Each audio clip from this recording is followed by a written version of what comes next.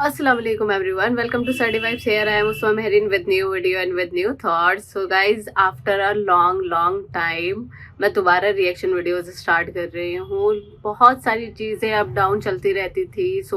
मैं बहुत यूट्यूब से बिल्कुल ही डिस्कनेक्ट हो गई थी और आप लोगों से भी डिस्कनेक्ट हो गई थी. इंस्टाग्राम भी ऑलमोस्ट मैंने हटा ही दिया था अपना. अब मैंने सारी चीज़ें वापस स्टार्ट करी हैं धीरे धीरे. उन लोगों का थैंक यू सो मच जो शुरू से एंड तक मेरे साथ रहे हैं, जो इंस्टाग्राम के थ्रू मुझसे कनेक्ट रहे हैं. अब से आपको जिन वीडियोस पे रिएक्शन चाहिए हो प्लीज कमेंट करके जरूर बताना. और व्लॉग कैसा लगा, व्लॉग तो जरूर ही बताना व्लॉग कैसा लगा. मैंने सोचा थोड़ा मैं अपनी लाइफ के बारे में भी आप लोगों को अपडेट देती रहूंगी ताकि आपको भी पता रहेगा ये कहाँ गायब हो जाती है बीच बीच में. अभी जो मुझे एक रिक्वेस्ट आई थी वो थी, मैं आपको बताती हूँ. Proof of existence of Allah, reply to Dhruv Rathee. मतलब अल्लाह का एग्जिस्टेंस का प्रूफ. ये भी ज़रूरी है तो ज़रूरी है ही नहीं, वैसे भी इतनी सारी चीज़ें हैं, हवा पानी ये सब अल्लाह के ही प्रूफ है, ये अपने आप से तो पैदा हो ही नहीं है. ध्रुव राठी की वीडियोस ऑलमोस्ट हम सभी देखते हैं और प्यार भी बहुत करते हैं ध्रुव राठी से, क्योंकि वो जो भी बात करते हैं वो फैक्ट्स के साथ बात करते हैं, वो ऐसे ही हवा में बातें नहीं कर देते. उन्होंने अगर ये लाइन बोली है तो ऑब्वियस सी बात है, जिसने भी ये वीडियो सजेस्ट करी है उसका थैंक यू सो मच. हमें भी पता चलेगा उन्होंने क्या बोला है और देखते हैं उन्होंने क्या एग्जिस्टेंस छाना है. Let's see. Let's start our video. मैं भूल चुकी हूँ बहुत सारी चीज़ें, धीरे धीरे मुझे रिमाइंड होंगी. Let's start our video first.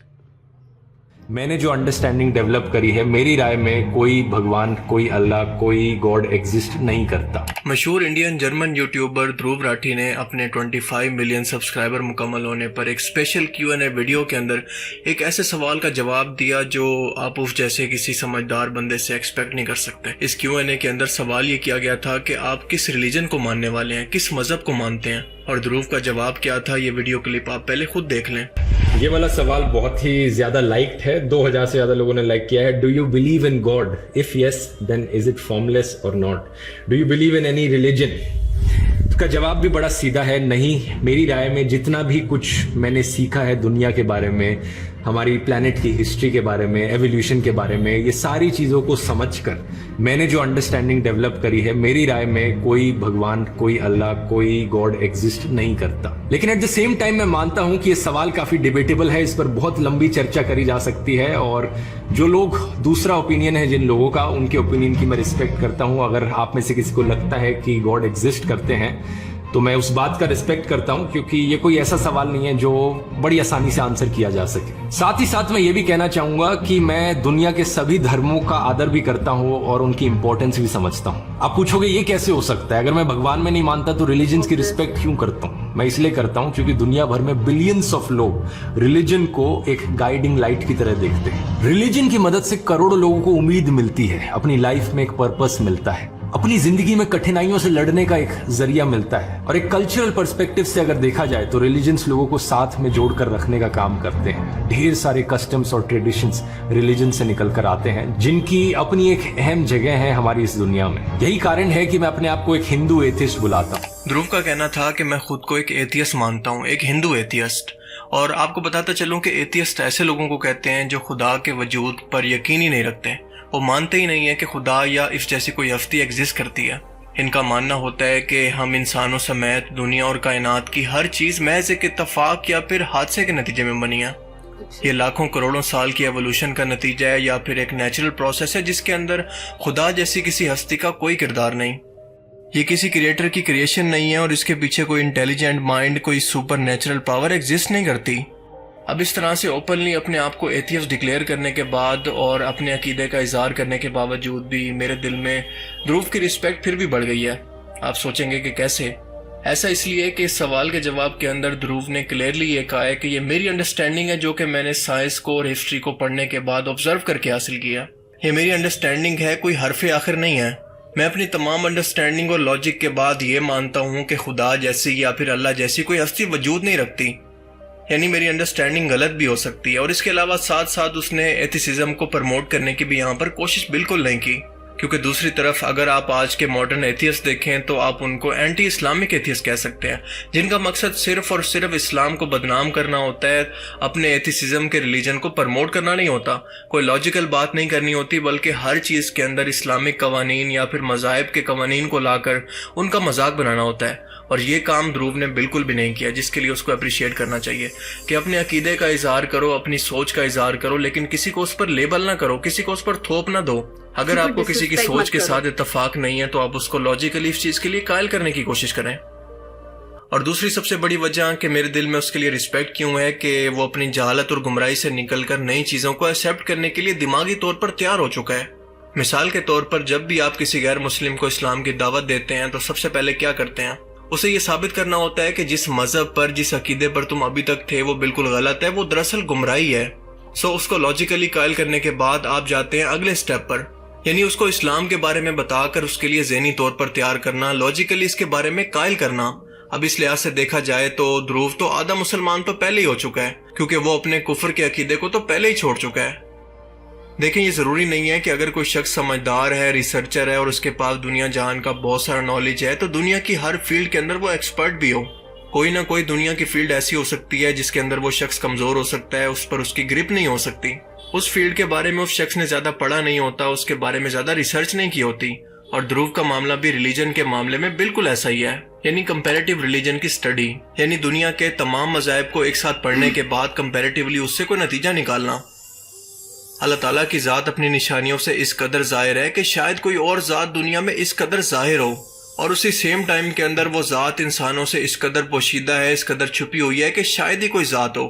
اور دنیا کے اندر رہتے ہوئے اس ذات کو بنا دیکھے اس پر ایمان لانا، یہی تو انسانوں کا اصل امتحان ہے۔ دیکھ کر تو ہر شخص اس پر ایمان لے آئے گا، لیکن یہ انسانوں کی آزمائش نہیں رہے گی، پھر یہ ٹیسٹ ہی نہیں رہے گا۔ اور اگر ٹیسٹ نہیں رہے گا تو یہ کون ڈیسائیڈ کرے گا کہ دنیا میں کس شخص نے جہنم میں جانا ہے، جہنم کے کس درجے کے اندر جانا ہے، کس شخص نے جنت کے اندر جانا ہے، اور کس شخص نے سب سے اعلیٰ جنت یعنی جنت الفردوس میں جانا ہے۔ اللہ کے، بھگوان کے یا پھر خدا کی موجودگی کے اس قدر لاجیکلی اور سائنٹیفکلی ثبوت موجود ہیں کہ ان کو اس ایک ویڈیو کے اندر ایکسپلین کرنا پاسبل ہی نہیں ہے، لیکن میں پوری کوشش کروں گا کہ لاجیکلی اور سائنٹیفکلی ٹو دی پوائنٹ رہ کر جو موسٹ امپورٹنٹ پوائنٹس ہیں ان کو ثابت کرنے کی کوشش کروں۔ ایسے سوال جو کہ ایتھیسٹ کی طرف سے ثبوت کے طور پر پیش کیے جاتے ہیں اور ان کو لاجیکلی وہ قائل بھی کر سکیں۔ تو چلیے شروع کرتے ہیں۔ دیکھیں، سب سے پہلے تو آپ ایک بات سمجھ لیں کہ ایتھیسٹ سے بات کرنے کا طریقہ کار یہ ہے کہ آپ ان کو ہمیشہ خدا کے وجود پر قائل کرنے کی کوشش کریں، ان سے ہمیشہ خدا کے وجود پر بات کریں، کیونکہ اگر ایک بار انہوں نے خدا کے وجود کو مان لیا تو آٹومیٹیکلی ان کو خدا کی بھی ماننی پڑے گی۔ اگر آپ ان لوگوں سے اس چیز پر بحث کریں گے کہ اسلام کے اندر یا پھر کسی بھی اور مذہب کے اندر یہ تعلیمات کیوں موجود ہیں، یہ حکم کیوں دیا گیا، اس کے پیچھے کیا لاجک ہے، اس کے پیچھے کیا لاجک ہے، تو یہ بحث کبھی ختم نہیں ہونی۔ ایک سوال سے کئی اور سوال نکلیں گے اور یہ بحث چلتی رہے گی جس کا کوئی رزلٹ نہیں نکلنا۔ اگر آپ ان کے ساتھ بحث کرنا چاہتے ہیں یا پھر ان کو لاجیکلی قائل کرنا چاہتے ہیں تو اس کا سب سے بہترین طریقہ یہ ہے کہ ان سے صرف خدا کے وجود پر بات کریں۔ عام طور پر ایتھیسٹ کی طرف سے سب سے زیادہ ایوولوشن کو سائنٹیفک فیکٹ کے طور پر پیش کیا جاتا ہے کہ انسان بھی سمندر کے اندر موجود ایک یونی سیلولر جاندار سے ایوولوشن کا پروسیس طے کرتا ہوا ملٹی سیلولر جاندار اور پھر آخر میں بندروں سے انسان کے اندر بدل گیا۔ اب وہ الگ بات ہے کہ اینٹی اسلامک ایتھیسٹ کی ایوولوشن کچھ ایسے ہوئی ہے۔ پہلی بات کہ چارلس ڈارون کی ایوولوشن کی تھیوری صرف ایک تھیوری ہے، یہ کوئی سائنٹیفک فیکٹ نہیں ہے، اس کو اب تک نہ تو سائنس نے ثابت کیا اور نہ یہ کوئی قانون ہے۔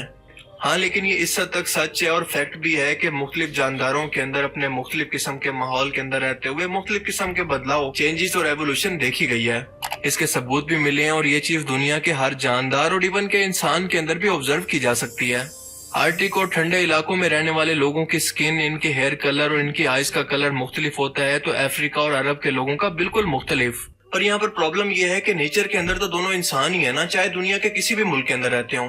ان کے بھی دو ہاتھ ہیں، ان کی بھی دو آنکھیں ہیں، ان کا ایک منہ ہے، ان کی دو ٹانگیں ہیں، یہ بھی کھاتے پیتے ہیں، سوچتے ہیں، اپنی نسل آگے بڑھاتے ہیں، سوتے ہیں، سب کچھ ان کا باقی انسانوں کی طرح ہے۔ بالکل اسی طرح سے باقی جانداروں کے اندر بھی اس حد تک ایوولوشن ہوتی ہے کہ اپنے ماحول کے مطابق وہ اپنے جسم کے اندر کچھ بدلاؤ، مثال کے طور پر بیکٹیریا اور وائرس سے لڑنے کی امیونٹی پیدا کر لیں، خود کے رنگوں کو کیموفلیج کر لیں یا پھر اپنے جسم کو چھوٹا یا بڑا کر لیں۔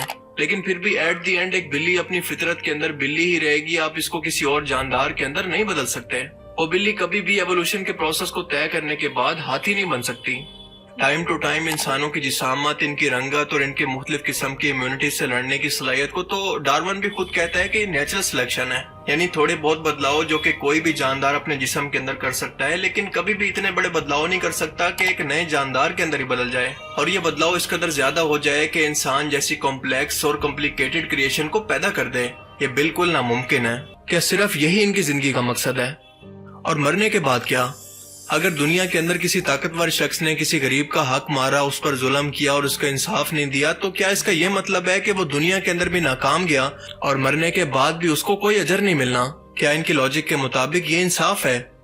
اچھائی کیا ہے اور برائی کیا ہے، اور دنیا کے اندر انسانوں کو زندگی کیسے گزارنی چاہیے کہ ان کو آخرت کے اندر اس کا ریوارڈ ملے، یہ سب کچھ انسان کو ریلیجن نے ہی سکھایا ہے، نہ کہ سائنس نے۔ بالکل ایسے ہی جیسے کسی مشین کا کریٹر ایک مشین کے ساتھ اپنی مینول گائیڈ دیتا ہے کہ اس مشین کو آپریٹ کیسے کرنا ہے، اگر اس کو غلط طریقے سے آپریٹ کریں گے تو یہ کام کرنا بند کر دے گی یا پھر یہ خراب بھی ہو سکتی ہے۔ بالکل اسی طرح سے انسانوں کو گائیڈ کرنے کے لیے کس جسم کو کس چیز کی ضرورت ہے اور اس کے ساتھ کیا ہونا ہے، اللہ تعالیٰ نے بھی کئی طرح کی manual guides time to time انسانوں کے لیے کئی بار بھیجی ہیں، اور یہ آخری مینول تھا قرآن پاک، جو انسانوں کو یہ بتاتا ہے کہ ان کی زندگی کا اصل مقصد کیا ہے، ان کو کیوں پیدا کیا گیا، اور کیا چیزیں ہیں جو کہ ان کے دل کو گناہ سے زنگ آلود کر سکتی ہیں، اور کیا ایسی چیزیں ہیں جو کہ اس کو آخرت کے اندر ہمیشہ کا اجر دیں گی۔ سائنس اور ریلیجن دونوں اس بات پر ایگری ہیں کہ ہماری یہ یونیورس ایک بڑے دھماکے سے پھٹ کر وجود میں آئی، جس کو بگ بینگ تھیوری کہتے ہیں۔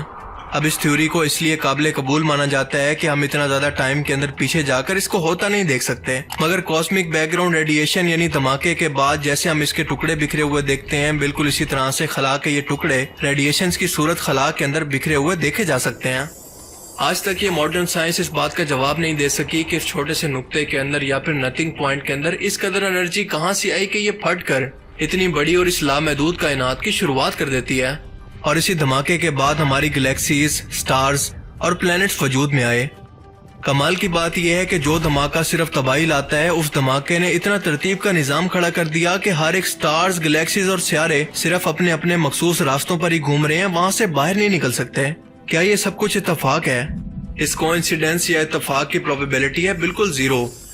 آپ اس کو ایسے سمجھ لیں کہ آپ کے پاس 100 کے قریب ڈائز یا چھکے موجود ہیں، اور ہر بار آپ اس کو اچھال کر یہ چاہتے ہیں کہ ہر ایک چھکے پر یا پھر ہر ایک ڈائز پر صرف 6 نمبر آئے، تو کیا یہ پاسبل ہے؟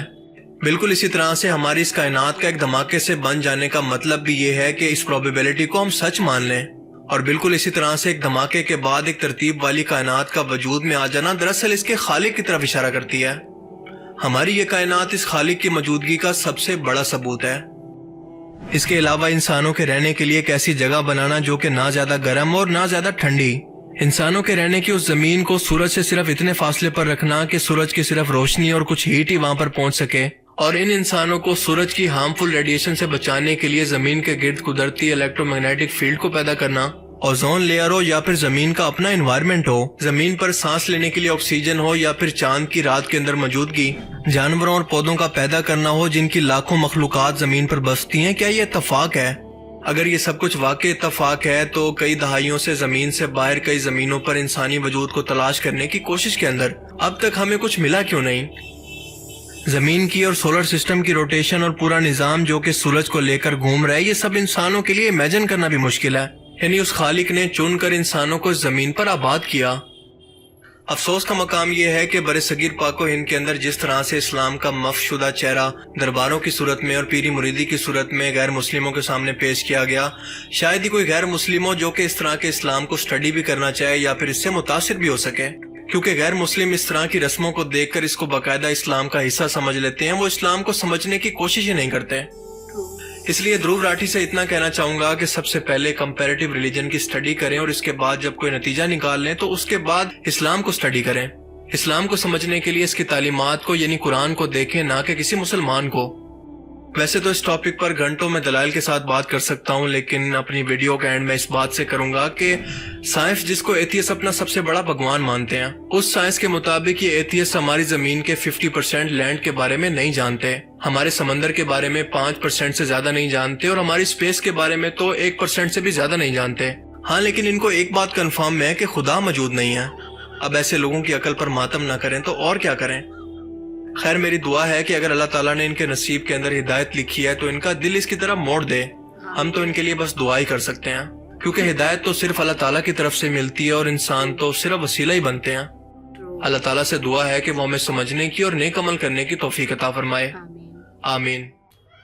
سو گائز دھروو راٹھی نے اپنا جو پوائنٹ آف ویو رکھا نو ڈاؤٹ چلو انہوں نے بہت رسپیکٹفلی رکھا. کوئی اپنا پوائنٹ آف ویو کسی کے اوپر, ہم لوگ اپنا پوائنٹ آف ویو کسی کے اوپر تھوپ نہیں سکتے, کسی کو زبردستی ماننے کے لیے نہیں کر سکتے. یہ تو ہمارے اسلام میں بھی ہے کہ آپ زبردستی کسی کو اسلام قبول کرنے کے لیے بول ہی نہیں سکتے. سامنے والے کی اپنی مرضی, دل سے وہ راضی ہونا چاہیے, کوئی اس پہ زور زبردستی نہیں ہونی چاہیے. اور یہی چیز ہر ریلیجن میں بھی ہوتی ہے. ہر ریلیجن, سب سے مین چیز جو دھروو راٹھی نے بولی کہ وہ ہر ریلیجن کی رسپیکٹ کرتے ہیں. سو یہ چیز بہت کم لوگوں میں ہوتی ہے کہ وہ اگر ریلیجن مان نہیں رہے ہیں تو وہ دوسرے اپنے آپ کو اوپر دکھانے کے لیے دوسرے ریلیجنس کو بہت لیٹ ڈاؤن کرنے کی کوشش کرتے ہیں. سو یہ چیز انہوں نے نہیں کری. سو آئی ہوپ سو, اور دعا ہے کہ انہیں ہدایت جلدی ملے. اور ہاں ایک چیز اس ویڈیو میں بہت اچھی کہی گئی ہے کہ کسی بھی ریلیجن کے بارے میں بولنے کے لیے پہلے آپ اس ریلیجن کو پڑھو اچھے سے, اس ریلیجن کو سمجھو, دین اس کے بعد اپنا پوائنٹ آف ویو رکھو. آپ کیا چاہتے ہو یا آپ کیا جانتے ہو یا آپ کیا مانتے ہو, دیٹ ڈزنٹ میٹر. تو آپ پہلے اس چیز کو پڑھو اور پھر اس کے اوپر ریئیکشن دو. آئی وش دھروو راٹھی کا دماغ جلدی ٹھیک ہو جائے. باقی ان کی ویڈیوز بہت اچھی ہوتی ہیں, نو ڈاؤٹ. وہ کوئی پارشیلٹی نہیں کرتے اپنی ویڈیوز میں, ریلیجن کو لے کے, کسی کمیونٹی کو لے کے. وہ اپنی پوائنٹ آف ویو بہت کلیئر رکھتے ہیں اور ود دا فیکٹس رکھتے ہیں. سو نیکسٹ ویڈیو کے لیے ہم تیار رہیں گے. آپ لوگ پلیز کمنٹ میں اپنے لیے جو بھی ویڈیوز چاہتے ہو کہ ریئیکشن دوں میں, اور مجھے بھی نالج ملے ان ویڈیوز سے. سو پلیز مجھے کمنٹس میں ویڈیوز کے لنکس ضرور دینا, نام مت دینا, لنکس دینا, please please please. Thank you so much. اللہ حافظ.